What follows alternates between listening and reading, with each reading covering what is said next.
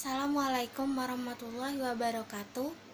Dalam kesempatan kali ini, kami akan menyampaikan materi yang membahas tentang metabolisme. Sebelum kami mempresentasikan, saya perkenalkan terlebih dahulu anggota kelompok kami. Miftahul Jannah, saya sendiri sebagai pemateri pertama. Nilna Salsabila Marta sebagai pemateri kedua. Siti Sofia sebagai pemateri ketiga. Metabolisme adalah semua proses kimiawi yang terjadi pada setiap makhluk hidup. Berkaitan dengan itu, kita bagi metabolisme menjadi dua, yaitu anabolisme dan katabolisme. Anabolisme adalah reaksi penyusun atau penyusunan atau pembentukan zat-zat sederhana menjadi zat kompleks. Anabolisme bersifat endoterm atau membutuhkan panas dan juga membutuhkan energi. Contohnya adalah fotosintesis dan kemosintesis. Fotosintesis terjadi pada sel-sel tumbuhan yang memiliki kloroplas. Kloroplas itu adalah organel di dalam sel tumbuhan yang di dalamnya terdapat klorofil atau zat hijau daun. Jadi, fotosintesis ini selain membutuhkan cahaya matahari, dia juga butuh karbon dioksida serta menghasilkan oksigen dan glukosa. Fotosintesis terjadi dua tahap, yaitu reaksi terang dan reaksi gelap. Reaksi terang ini membutuhkan cahaya dan terjadi di tilakoid. Reaksi terang terdiri dari dua tahap, yaitu fotofosforilasi siklik menghasilkan ATP dan fotofosforilasi non-siklik menghasilkan ATP, NADPH, dan oksigen. Reaksi gelap terjadi di stroma. Sumber energinya berasal dari reaksi terang, yaitu ATP dan NADPH. Dalam reaksi gelap terdapat 3 tahap, yaitu 1. Fiksasi CO2 oleh RUBP, 2. Reduksi APG menjadi PGAL, 3. Regenerasi RUBP. Contoh anabolisme yang kedua adalah kemosintesis. Kemosintesis adalah pembentukan bahan-bahan organik kompleks dari bahan-bahan anorganik sederhana menggunakan sumber energi dari bahan kimia. Contohnya adalah proses nitrifikasi bakteri dan jamur. Katabolisme merupakan pemecahan senyawa kompleks menjadi senyawa yang lebih sederhana dengan bantuan enzim. Pemecahan senyawa kompleks ini menghasilkan atau melepaskan energi berupa ATP yang biasanya digunakan oleh organisme untuk beraktivitas. Dalam katabolisme, kita bisa mengenal dua bentuk respirasi. Yang pertama yaitu respirasi aerob. Respirasi aerob adalah penguraian senyawa organik dengan menggunakan oksigen bebas. Reaksi ini terjadi di dalam mitokondria. Adapun tahapan dalam respirasi aerob itu ada 4, yaitu yang pertama glikolisis, yang kedua dekarboksilasi oksidatif atau DO, yang ketiga siklus Krebs, dan yang keempat adalah transport elektron. Yang pertama glikolisis. Glikolisis adalah tahapan pertama dalam proses respirasi aerob. Nah, glikolisis ini terjadi di dalam sitoplasma atau stosol. Pada tahap ini, molekul glukosa akan diuraikan menjadi senyawa yang lebih sederhana. Adapun hasil dari penguraian molekul glukosa pada glikolisis ini adalah 2 molekul ATP, 2 asam pirufat, dan 2 molekul NADH.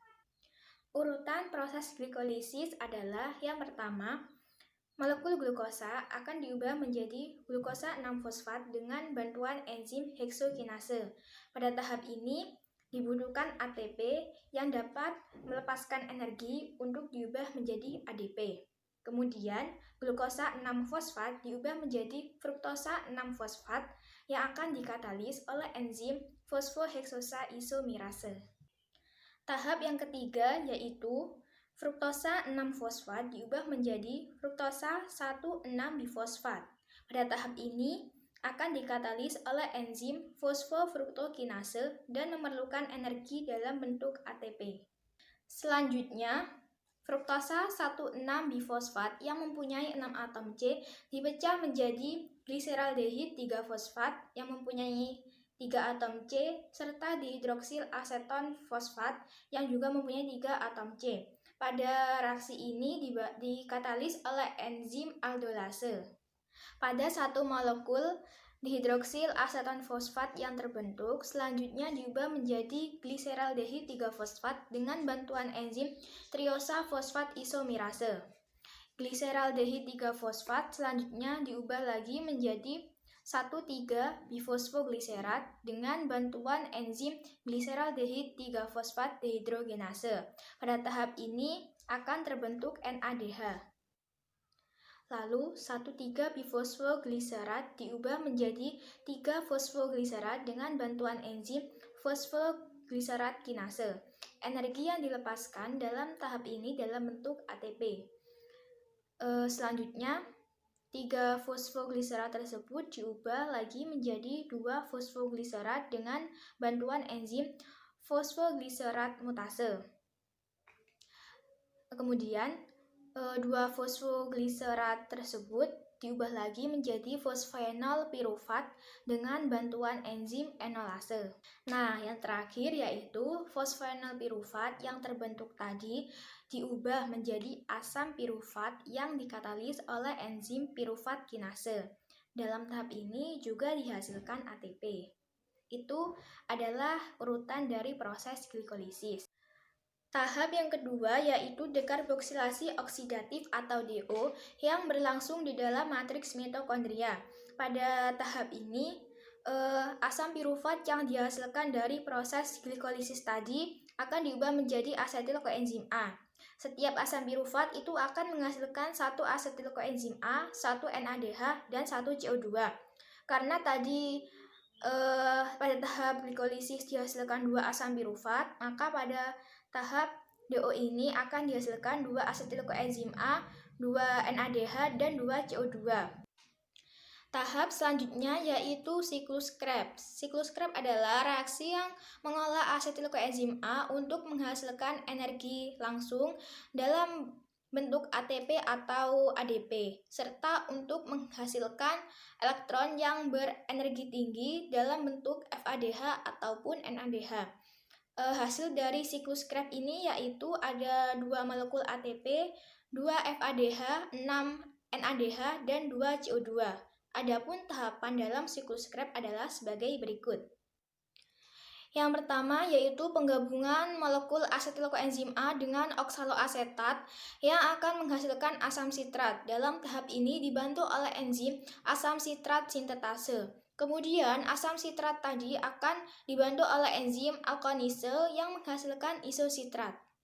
Urutan yang ketiga yaitu enzim isositrat dehidrogenase mengubah isositrat menjadi alfa-ketoglutarat dengan bantuan NADH. Setiap satu reaksi akan melepaskan 1 molekul karbon dioksida. Kemudian alfa-ketoglutarat tadi diubah menjadi suksinil koenzim A yang dikatalisasi oleh enzim alfa-ketoglutarat dehidrogenase.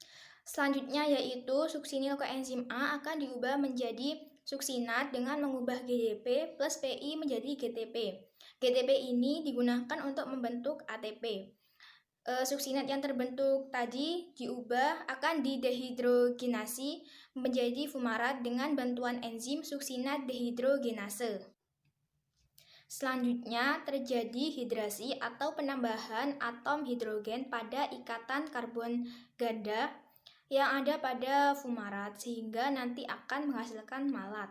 Dan yang terakhir adalah enzim malat dehidrogenase mengubah malat menjadi oksaloasetat. Oksaloasetat inilah yang berfungsi untuk menangkap asetil koenzim A sehingga siklus Krebs akan terus berlangsung. Nah, itu adalah tahapan dari siklus Krebs. Dan yang terakhir itu ada transport elektron. Transport elektron merupakan tahapan terakhir dari respirasi aerob. Pada tahapan ini terjadi pelepasan proton dan elektron yang dari NADH dan FADH yang dihasilkan selama katabolisme tersebut tadi. Transport elektron ini terjadi di dalam krista atau membran dalam mitokondria.